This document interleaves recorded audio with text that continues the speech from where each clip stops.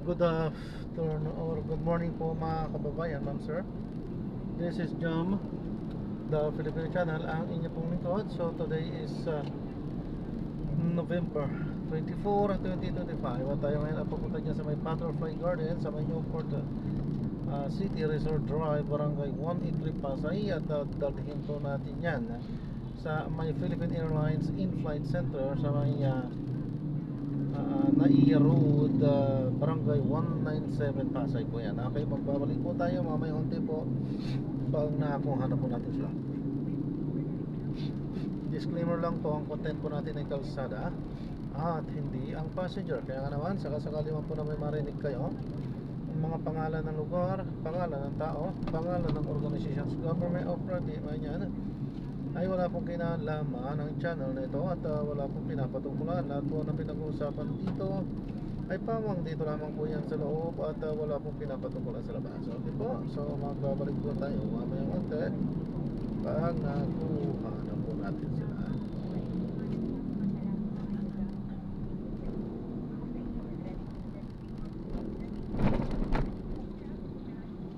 Yan, makinig tayo ng mga nagbabagong balita at mga talakayan habang tayo ay papunta doon sa ating pick-up area.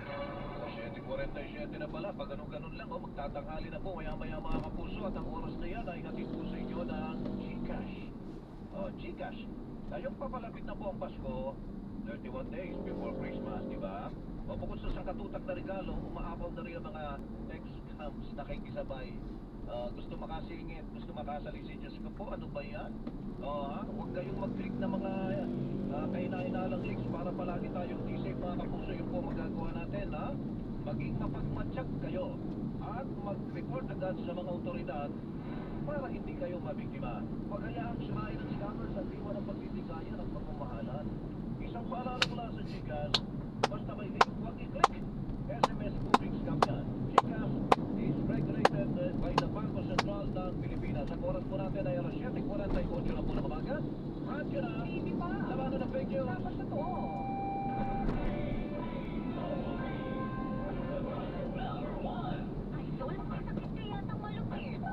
Rocky, ako'y nabina, puno ko'y sumakit. Sakit sa katawan na may lagnat, sabay-sabay man ang mga antukan. Fernando Forte ang ating idol. Minutes ba na ang taapan? Master Bernard Carlos at ako in the past 30 minutes. Alagang news lang yan. Para sa tabong caffeine is generic name of Retinol Forte and symptoms persist on culture doctor. Pakinggan ngayong Lunes sa Sumpa sa Puso. Napakasaya namin ng papa mo at may apo na kami. At siyempre, salamat at ligtas kang nakapanganak. Kaya huwag kang mag-alala ha. Tutulungan kita. Aalalayan kita.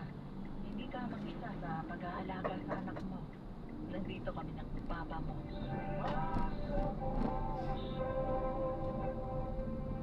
Liver Prime Pantay-Atay Update.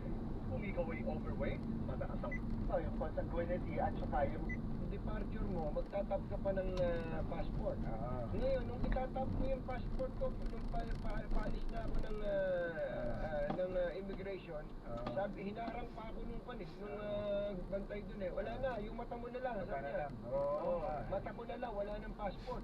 Ayos ka na lang. Ayos ka na lang, yung iris na lang. Galing, I'm sure darating din tayo dyan. Parang ang feeling natin eh, feeling mayaman na rin ang Pilipinas. Talaga. Basta kailangan efficiency. Maunlad na rin sa Pilipinas. Sa time and motion po, ilang segundo po yun, yung isang bawat isang pasahero. Tingnan ninyo. Nasa 8 seconds po ang lowest natin in the use of electronic keys. So, laki pong difference yan. Wow! 8 seconds po yung normal na time and motion natin for the human, yung may human intervention. Parang gusto ko na tuloy bumiyahe. Parang gusto ko nang bumiyahe. 8 seconds yung pinakamabilis, ma'am, ha? 8 seconds. Yes, 8 seconds. Ayan. Okay, Dana, maraming salamat. Salamat and good morning. Morning. Parang get, meron kang 8 seconds. This time check is brought to you by ACS Manufacturing Corporation, ISO certified, maker of world-class quality Pride detergent. Champion detergent para less time sa labada, more time sa pamilya. Right man, dahil gusto ng right man na tumaling kayo. Ang balitang ito ay hatid sa inyo ng ACS Manufacturing Corporation, ISO certified, maker of world-class Class Quality Pride Detergent. Ang balitang ito ay hatid sa inyo ng Advanced Cardiothoracic and Vascular Care Center ng Makati Med. Alarming number 1. Bihinitay, pagyamanin ng lupat pa. Tinatanggap ang award for best. Anak ni Aimee. Oo, naandoon Sa sa Ilocos. Ilocos. So, kung umiiral na yung anti-political dynasty law mo, halimbawa lang na swerte at naibasa, bawal yun. Correct. Bawal. Yes, bawal yun. Oo, marami ang tatamaan kasi napakarami ng ganyang sistema mula national hanggang local. Kaya di ba pag tingin mo ng Senado, yung Senado magkakapatid. Dati meron mga mag-ina. So ilang pamilya lamang ang may hawak na kontrol sa ating Senado. So bawal din. Ay nasabihin natin ikaw ay presidente tapos yung anak mo ay city councilor. Bawal yun. Dalawa kayo sabay sa nating pwesto. Pati ang vice president, ganun din. Tingnan mo si vice president Sara. Oo. Ano siya, national. Correct. Congressman yung kapatid niya. Mayor ang isang kapatid niya. May mga pamangkin din siyang vice mayor at congressman. So parang hagip din siya kung perceive. Yes, satamaan din yung mga Duterte kasi isa din silang Fat Dynasty. Yung Fat Dynasty, ito yung sabay-sabay na nasa pwesto. Pero parang fat at the sin. Ayan, yung Fat Dynasty, yung sabay-sabay na nasa pwesto. Yung sin naman, yung nagsahahalinhan. Yung parang succession, parang oo, palitan lang, parang pinapamana. O, tapos na si tatay, ipapamana kay Isin. Pagkatapos ni nanay, ipapamana sa anak hanggang makarating sa apo sa tuhod. So yan ay political dynasty pa rin. Opo. So kumbaga sila na lang. Sila na lang kasi hindi silang may pera eh. Parang wala na ibang tao, parang wala na ibang may kakayahan. So hindi ubra dito per se yung sinasabi nila na they could lie na rin kami. Ayan. Kumbaga ano naman kami, may ginagawa naman kami. Gusto kami ng tao eh. Nag-boto nga kami ng tao eh. Hindi na ubra yung gano'n. Hindi na uubra at dapat kasi tapos na yung debate natin sa Good Dynasty na yan. Sa sulo dapat natin may access to power. Dapat hindi na pamilya lamang ang nagmamanagpolo ng kapangyarihan. At sabi ng Constitution, bawal talaga ang political dynasty. Nagkataon lang na itong 38 years na nakaraan, walang nagtitakas ng loob at political will ang Kongreso at Senado para ipasa ang isang anti-dynasty enabling law or bill. Kaya nga po, that's what you're sabi ko ng sabi ko, years na nakatenga yan.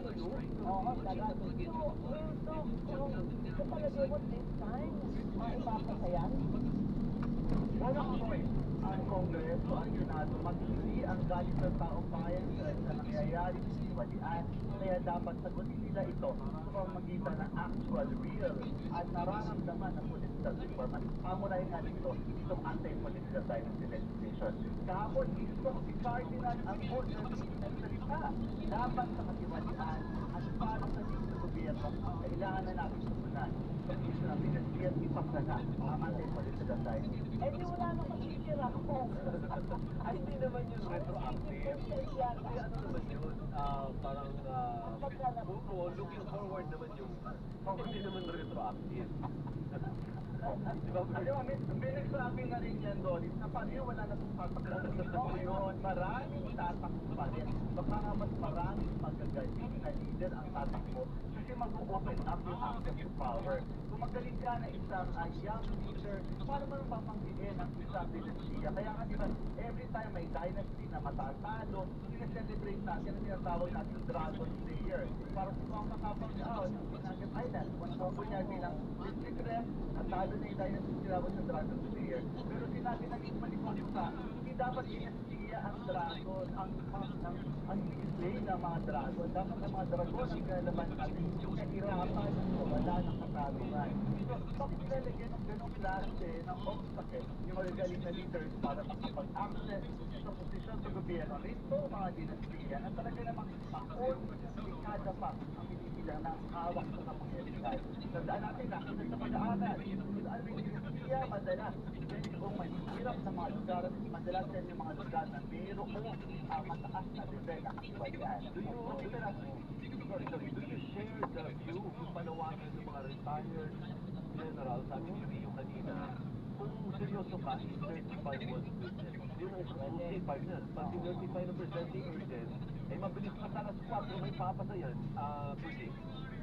Alam mo, Alvin, Doris, matagal na natin panawakan yan. Nung pinahin natin ito noong November 12, sabi natin sa Pangulo, hey, kung seryoso ka, drive against corruption. Aba, dapat may drive ka against political dynasty. Alam natin, kailangan naman yung political wisdom kasi against self-interest eh. Pero dapat ito, yung level of seriousness ng gobyerno sa laban sa korupsyon, mamimeasure natin sa kanyang commitment sa anti-political dynasty drive. Baka kasi kako per se mag-crumble ang suporta sa kanya. Siyempre titimbangin ng presidente 30% miyembro ng dynasty. Sabi ng miyembro, gano'n na pues, tatalikod kami sa inyo. So, 30% nga kami. titimbangin din ni presidente yun. Pero mas matimbang kasi doon is Alvin, yung interes ng taong bayan. Nakita naman natin ilang grupo na ang lumabas para manawagan dito. Nakita natin ilang libong tao ang nagmamarcha sa kalye para manawagan para sa tunay na political reform.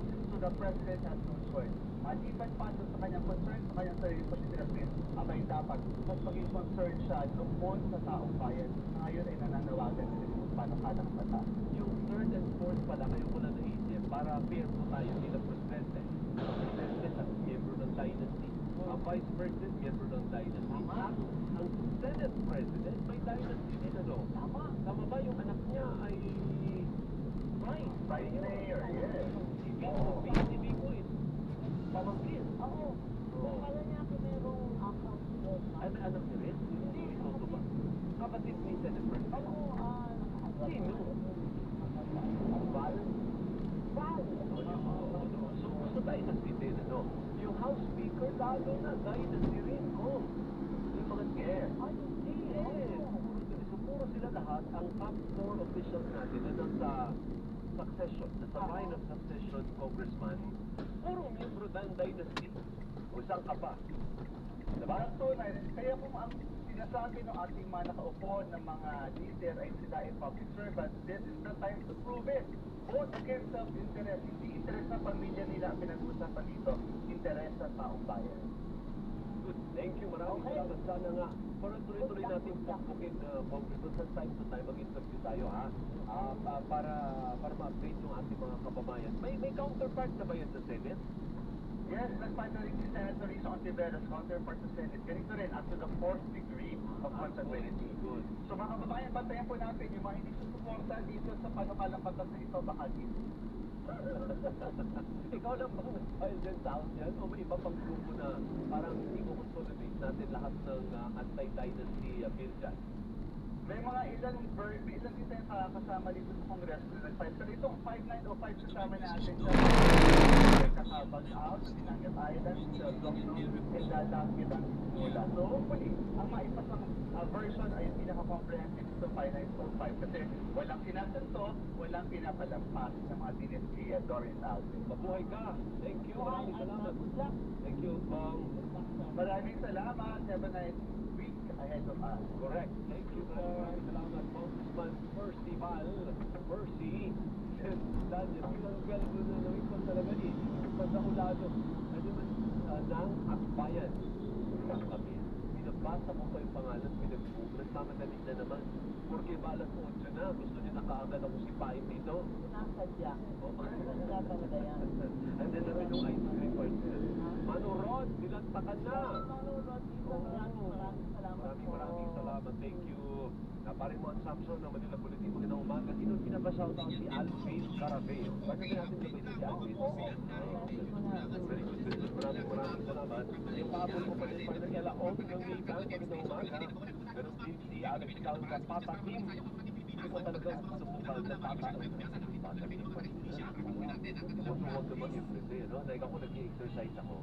Pag ganyan na may ganyang Papa Kim, kiraan tayo mo dahil makakanin. Di ba dyan? Ano naman ito? Boyong Malao. Happy birthday. Ano din, Arthur Esquera at Ira Ilustre, nag-birthday din. Ayun para pala tayo ng kama ng papel. Sulat sa may akin. Dr. Angelo Librojo, magandang umaga sa iyo. Patatim o pakin na pata. Ay, parang pareho lang yun. Dok, masarap yan, Dok. Masarap din. Masarap din yung May kilala akong opisyal, dinadali daw ba? Napakabato. Bakit? May pinanalanan ba ako? Nagkakasiyahan tayo sa mga salap na pagkain. O kaya nga. Tapos yan. Sabi daw, actually, we are expecting a cyclone landing in Iloilo. Sama ng panahon. Hindi ganun ka-advisor, hindi ganun kalakas. Hindi. Pero mag-ingat po tayo. Sige ba, meron ka ba? Meron pa si Marco Reyes, Elmer Bautista, Tiger Lily, Liza, Jane, Rose Flores, at Mary Philip. Sa Amerika yan. Si Nixon naman, paalala lang po, meron pa rin Ian Golden Well na hindi pa na ibabalik hanggang ngayon. Sabi ko ba, Louis Vasco, tanong lang po, paano po kung the same ang surname pero hindi magkadugo o kamag-anak, hindi katakin, hindi siyempre. Hindi daw magkadugo, same lang yung family name. Hindi yun kasi ang ethics ng anti-diversity, hindi na magkadugo o itulo. Yung relasyon, wala yun. Magpapalit ka na lang na apelido. Hindi naman. Kasi halimbawa, ang apelido namang common apelido na hindi mo magkakakasala sa mga Panto. Yan. Lopez. Kami yan. Yung pwedeng hindi sila magkakamag-anak. Ang mga Pano, hindi na magkakamag-anak. Hindi kuwan. Hindi robot tao. Binekot. Ayun ang atinigin ka nga ni Ruth. Special na sa iyo, dali. Hindi nagpapatabi ako para sa weekend ko titirahin. Siguro naman buhay pa yan pag-freezer. Lagay sa freezer. Napaganapan mo ako ng ano. Yung sa'yo, pakain mo na kay Rupert. Huwag mo na itago yan. Meron din. Yung bait naman ni Manong Rod. Saka hindi ko i-share. Kaya lang ako makakasakay. Kaya pala ang mukha mo, sabihin mo, pinupit-pinit mo na parang may mako. Hoy, may press con daw yung DILG. Naka-standby. Kaya pala Secretary John Fick, abangan po ang press briefing ng DILG sa DZMM Teleradyo at DZMM Radio Patrol 630. In the meantime, susunod na po ang alin. Ayun ang pangalan, tandem na bayan. Ba't ganun ako nakakalimutan ko yung mga show? Matanda na. Tandem na bayan. Ayun, bakit ako? Pababa ha. Ang susunod kong challenge, paakyat. Mas mahirap yun. Oh my God. Baka makatangin ka sa puso. Mas mahirap bakit eh. Di ba ano yun lang? Kumbaga iti-facing mo lang. Kasi sabi niya 2 minutes daw. Alam ko. Correct. Madali yung pababa. Yung pababa. In less than 5 minutes na kaya ko eh. Ako kahit pababa o pataas na hindi ko kaya. Kaya. Ha? Pag ano? Oo, pero pag may earthquake, bawal mag-earthquake. Hindi pwede gamitin. Bawal pwede. Kaya yun ang problema mo. Halimbawa ikaw, paano ka ngayon mag-i-stairs? Eh, may nasusunog na umilumilin. Anong gagawin mo? Magpapakarga ako kay Robert. May upat. Susunod na Robert Pano and Doris Viconia sa tandem ng bayan. Ako si Alvin ng Chico. Magbabalik ang dito lamang sa Gising Pilipinas Energy Monday pa lang. Maraming story this week. Ang morning tandem ng bayan. Alvin El Chico at Doris Ligonia sa Gising Pilipinas. Basta AM CCMN.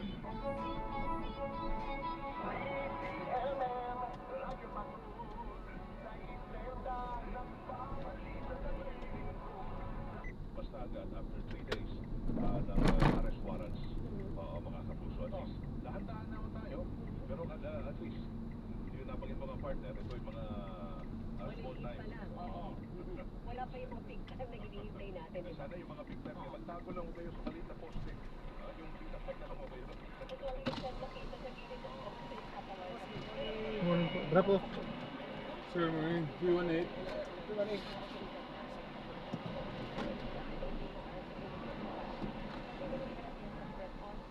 Direkta na po sa Sandigan Bayan at passenger sa proseso, Weng, kailangan silang iharap sa Sandigan Bayan kasi may tinatawag na return of warrant. Kailangan magsulat ang NBI at ang PNP, yung mga arresting officers na naaresto na po namin ang inisyon ninyo ng warrant of arrest. Eto na po sila. So iharap sila ngayon doon sa Sandigan Bayan ngayon kung ang kanilang kaso Ito na, sir. ay available, papayagan sila makapagpiasa. Doon mismo sila sa Sandigan Bayan magpapayan doon. May Thank you, sir. Salamat din Nakagrab po. page sir na. Opo. God bless po. Thank you po. mula doon sa mga division ng Sandigan Bayan na nag-issue ng warrant of arrest. Kung sila ay, habang umuusad yung proseso na yun mga kapuso, may maliit na detention cell sa Sheriff's Office ng Sandigan Bayan. So doon sila maghihintay ng proseso. Ngayon, kung saan sila ikukomit, kung saan sila ipakukulong para doon sa nandito. Ayan, so drop na natin sila. So maraming salamat po sa panonood. Hanggang sa muli, ingat at God bless. Paalam po muna pansamantala tayo gagawa na ng ibang video sa ating susunod na mission. Paalam po.